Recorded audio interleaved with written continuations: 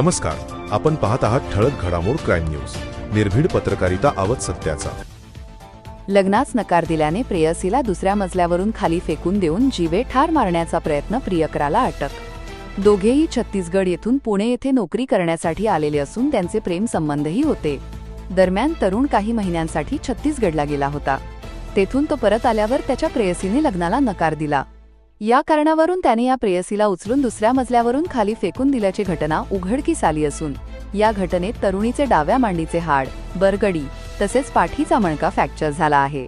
याबाबत एका 28 वर्षाच्या तरुणीने चाकण पोलीस ठाण्यात दिलेल्या फिर्यादीवरून पोलिसांनी सुरेश सिंग शिवकुमार, वय 30 वर्षे, राहणार मनिंदरगडता, जिल्हा कुरिया, छत्तीसगड याच्यावर खुनाचा प्रयत्न केल्याचा गुन्हा दाखल करून त्याला अटक केली आहे. ही घटना नाणेकरवाडी गावातील वामन लक्ष्मी कॉम्प्लेक्समध्ये जुलै 25 रोजी रात्री 10 वाजण्याचे सुमारास घडली आहे. मिळालेल्या माहितीनुसार फिर्यादी आणि आरोपी हे मूळचे छत्तीसगडमधील राहणारे आहेत. फिर्यादी या खासगी नोकरी करतात. दोघांचे प्रेमसंबंध होते. सुरेश सिंग हा 8 ते 10 महिने पुन्हा छत्तीसगडला गेला होता. तेथून तो परत आला तेव्हा फिर्यादी यांनी त्याच्याबरोबर लग्नास नकार दिला. या कारणावरून जुलै 25 रोजी रात्री 10 वाजण्याचे सुमारास तो फिर्यादीच्या घरी आला होता.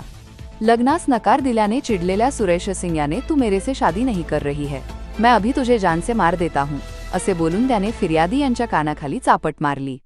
त्यानं उचलून दुसऱ्या मजल्याच्या पॅसेजवरून खाली फेकून देऊन जीवे ठार मारण्याचा प्रयत्न केला. या घटनेत फिर्यादी तरुणीच्या डाव्या मांडीचे हाड, बरगडी तसेच पाठीचा मणका फ्रॅक्चर झाला असून त्यांना गंभीर दुखापत झाली आहे. पुढील तपास पोलीस उपनिरीक्षक संदीप बोरकर हे करीत आहेत.